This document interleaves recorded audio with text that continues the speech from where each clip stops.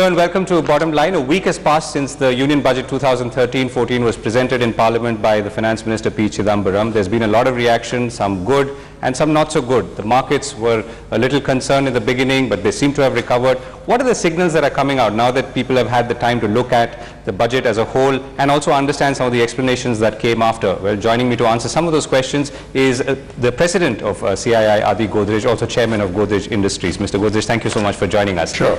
So let me begin the reverse direction. Normally people would ask you for a rating at the end of the interview. Let me begin by asking, what was your rating on 10? Well, I don't like to give a rating, but I think it was a good budget.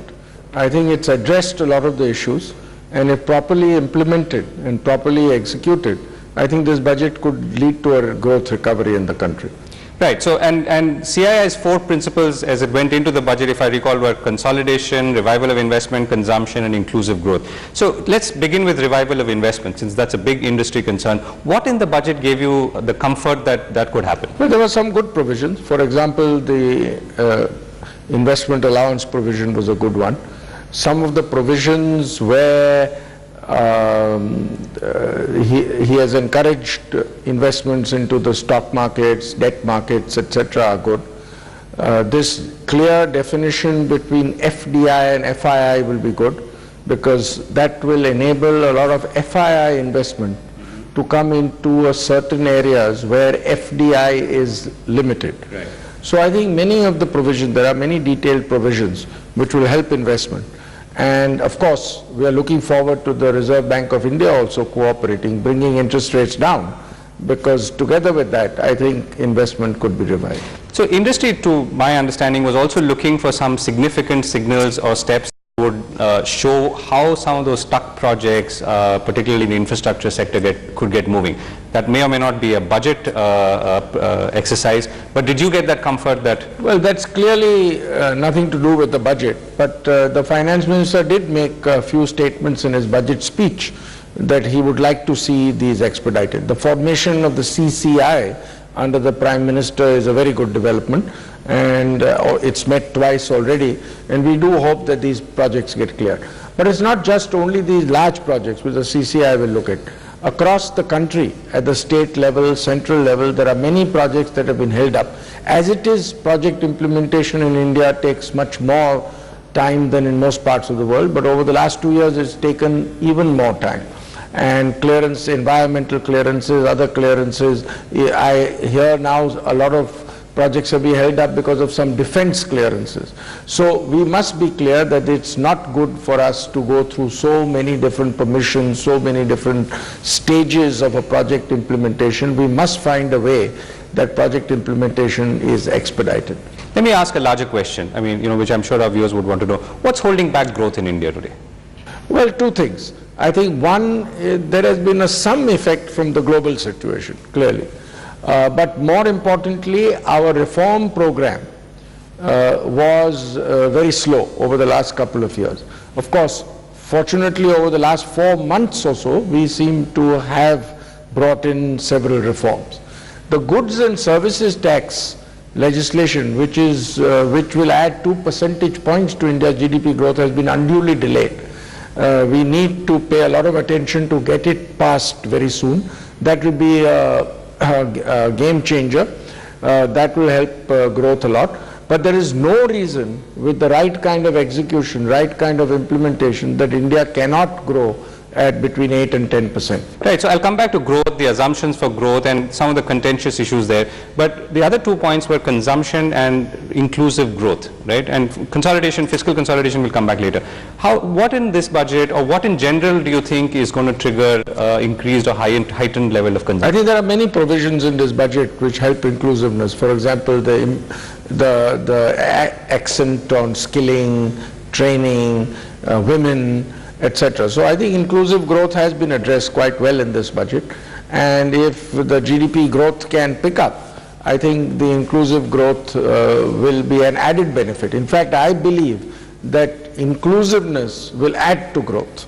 So if we implement both inclusiveness and growth-oriented policies well, they can be a win-win, create a win-win situation. But are these looking like they would happen in the next year or 2? Or yes, it can. It can. It's a matter of execution. And the Finance Minister is quite determined He was very determined in his budget speech. We met with him again on Monday in Delhi, and he was very determined, and I think he is pulling the right strings in the government to see that these things get implemented. He seems to be determined to balance the books and maintain fiscal deficit at 4.8% or target fiscal deficit at 4.8%. Is that the same as being able to get the economy really going?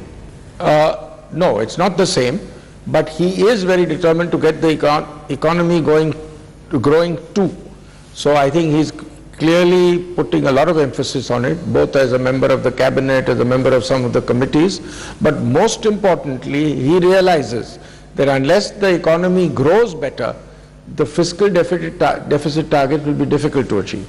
And what is your own sense? I mean, you've seen several election year budgets and several election year spending patterns, since as a consumer products company, you would have a better idea. Do you think that the government will be able to stick to its promises or its chartered? Yes, I think so. I think they're determined to. I think Mr. Chidambaram is definitely determined to. I think it's a win-win situation. If he sticks to his pronouncements, I think they'll be easier to achieve. So I think they will. And secondly, the political dynamics of elections has changed. In earlier years, it was SOPs, etc., which created votes. Now it's clear, people are voting for development and progress. If you look at the state elections over the last 5 years, that's very clear. So I think if this government is able to create the progress, create the development, create the growth, I think they have a better chance to attract more votes. Right. Now, on the issue of growth and the assumptions for growth, now the feeling is that the figures of revenue that have been taken into account or have been assumed are a stretch target.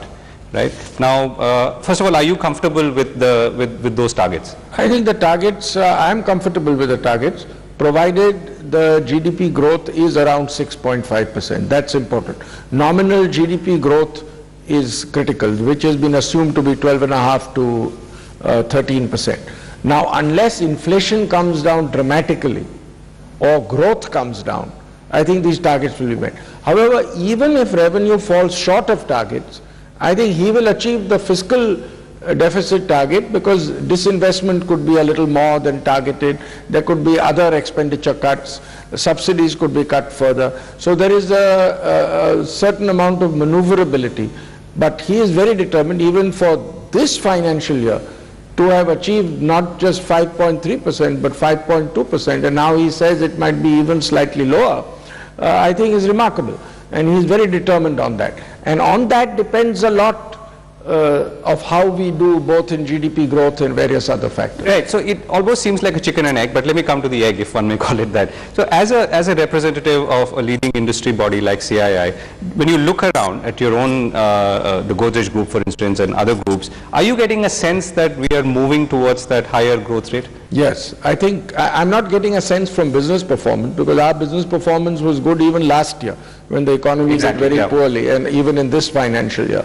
So it's not just business performance, but generally I'm certainly getting the feeling, and I'm getting the feeling that the economy is on the mend, and clearly people are looking forward to the changes. Okay. Now, are you seeing states being on the same, in the same room or on the same? There are two things. Yeah. Not every state is. I would say most states are. Secondly, it's a question of whether they are on the same platform on economics of it or on the politics of it. Now, on the economics of it, I think all the states are on the platform. They all understand it's good for the country, it's good for the states, and it's good for our progress.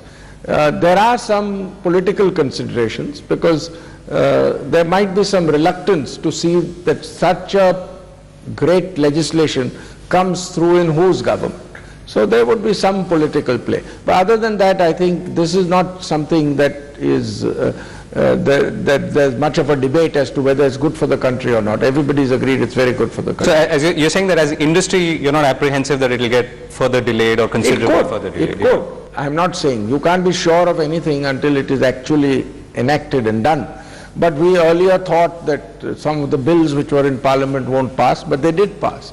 We earlier thought that the government will not start reforms quickly, but they did start.